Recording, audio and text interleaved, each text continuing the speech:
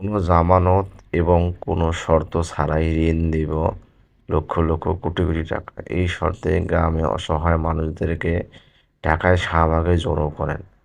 এতে ঢাকার আইনশৃঙ্খলার অবনতি সৃষ্টি হয়। এই জন্য পুলিশের এক কর্মকর্তা এ ব্যাপারে কি বলেছেন, চলেন আমরা বিস্তারিত জেনে নেই।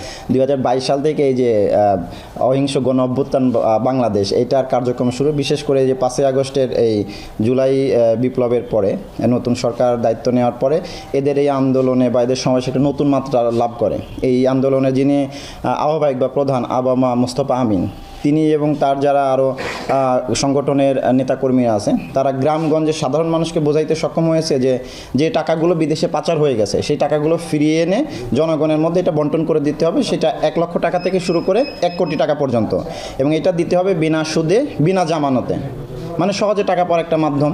তো এই প্রেক্ষিতে তবে গ্রামে মানুষের কাছে আমরা যেটা কথা বলেছি আজকে, তাদের কাছে মেসেজ গেছে যে সরকারের কাছে টাকা আছে, সরকার এখন এই টাকা দিতে পারে, এরকমও 2-1 জনের সাথে কথা বলেছি। তো পরবর্তীতে তারা কিন্তু বিভিন্ন জেলা উপজেলায় এইটার উপর ভিত্তি করে এই সভা সমাবেশ করেছে, এবং সর্বশেষ আজকে 25শে নভেম্বরে তাদের ঢাকা শহরে সোহরাওয়ার্দী উদ্যানে একটা বড় সমাবেশের আয়োজনের কথা ছিল। কিন্তু পরবর্তীতে আমাদের কাছে আবেদন করা হলে আমরা বিস্তারিত প্রতিবেদন দেখে তাদের কর্মকাণ্ড এবং এটা কী ধরনের ইফেক্ট ফেলতে পারে এটা বিবেচনা করে পরবর্তীতে তাদের এই অনুমতিটা কিন্তু দেওয়া হয় নাই।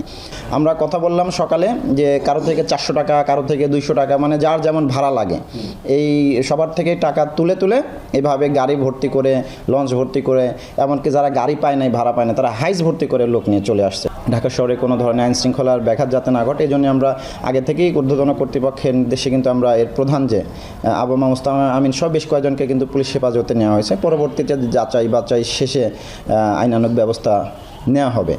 আর সকালে তো আমরা বিভিন্ন পয়েন্টে পুলিশ মোতায়েন করেছিলাম, আমাদের সাথে আরও বিভিন্ন স্বেচ্ছাসেবী ছাত্র সমাজ তারাও কিন্তু সহযোগিতা করেছে, আপনারা দেখেছেন। আমরা পরবর্তীতে যখন গাড়ি ভর্তি করে আমাদের গ্রামের মা বোনরা যারা এই যে প্রতারণার ফাঁদে পা দিয়েছে তারা আসছে, তাদের কিন্তু আমরা দাঁড় করিয়ে 2-3টা গাড়ি একসাথে দাঁড় করিয়ে আমরা কিন্তু বুঝিয়েছি যে এই বিষয়। পরে তারা বুঝতে পারছে যে আমরা তো এত কিছু জানি না, আমরা ভাবছি যে আমাদের এখানে আসলেই, তারা তো সমাবেশ বোঝে না, বলে মিটিং, যে মিটিংয়ে আসলেই আমাদের টাকা দেওয়া হবে।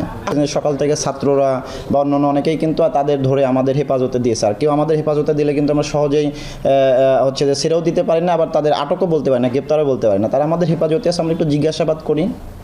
তারা আমাদের সাথে কথা হয়েছিল যে সোহরাওয়ার্দী উদ্যানে যদি করতে না দেয় তাহলে আমরা শাহবাগে করবই।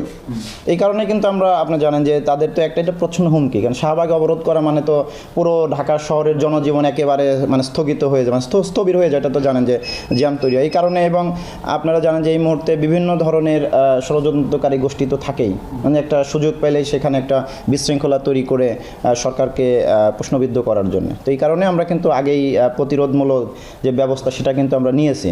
এবং যদি আর আল্লাহর রহমতে শুকরিয়া আল্লাহর যে ছাত্র সমাজ আপনাদের সকলের সহযোগিতায় আমরা কিন্তু শান্তিপূর্ণভাবে এই যে একটা মানে একটা আশঙ্কার বিষয় ছিল সেটা কিন্তু সমাধান এখন হয়ে গেছে।